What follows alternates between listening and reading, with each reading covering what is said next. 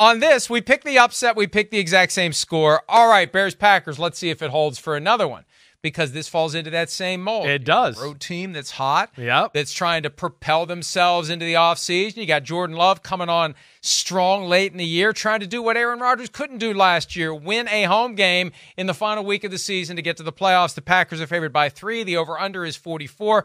Green Bay is in with a win. They could still get in with a loss if the Vikings lose, the Seahawks lose, and the Bucs or the Saints lose. Regardless, can the Packers get it done at home against the Bears? I mean, they can. I'm not going to pick it, though. I'm not. I'm going with the Bears. The Bears are one of the hottest teams in football. I saw a quote, what was that, yesterday or this morning? I think I saw it on PFT, right? Justin Fields, it'd be important for them to win the football game. They want to win this game. They got a lot of the same feel of Detroit Lions of last year. Going into Green Bay, yeah, we're not making the playoffs, but we're putting you Packers and everybody else on notice. Watch out for us next year, right? And a lot like Arizona. They got all this money and draft picks to work on next year. Their defense, nobody runs on them. Green Bay likes to run the ball, take a little pressure off of Jordan Love. It opens up things downfield. They're not going to have that luxury. Chicago, they challenge everything in the pass game.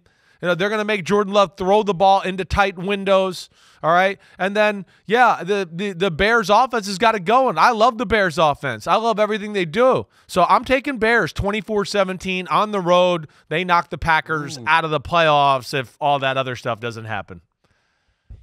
Packers 24-20. I just feel like the team that I saw last Sunday night, yeah, they're ready. They're primed. They didn't have Christian Watson. The defense was good enough. J.R. Alexander seems to be ready to go after his 1-week suspension for crashing the coin toss and almost screwing things up against the Panthers. I just feel like what happened last year, losing at home week 18. Right, I'll wake them up. With a chance to go to the playoffs. Yeah. I feel like, and it's a great opportunity for Jordan Love to distinguish himself from Aaron Rodgers. And I guarantee you, he's hearing that from somebody this week within the building, whether from the coach, from the GM, all the way up to the CEO, Mark Murphy. Somebody is going to make sure Jordan Love understands. And maybe you don't even need to tell him. He was there. He saw it. He saw it happen. Rodgers couldn't get it done in a win-and-in setting at home. Love has a chance to do it, and that would be a great, for him, way to distinguish himself from the guy who was the quarterback for all those years before Jordan Love. And then win the game, they do it. I think get they win the microphone, and show support for Jimmy Kimmel. That would be the ultimate burn. That would be the ultimate burn by the Packers. Or for Kimmel to bring him on the show next week after they win the game. A playoff Packers quarterback here, Jordan Love. He could win the last game of the year and get in there. Yeah, I don't know. Yeah, that was a low blow by Rodgers. That was about as low as I've ever seen an athlete go, actually, on an interview. I'm still shocked by it. I know we didn't talk about it earlier today, but I was stunned by the fact that McAfee backtracked heavily on Wednesday. But still didn't own it. Tried to call it like shit talk and all of that. That's the worst shit talk I've ever seen in my life, if that's what that is.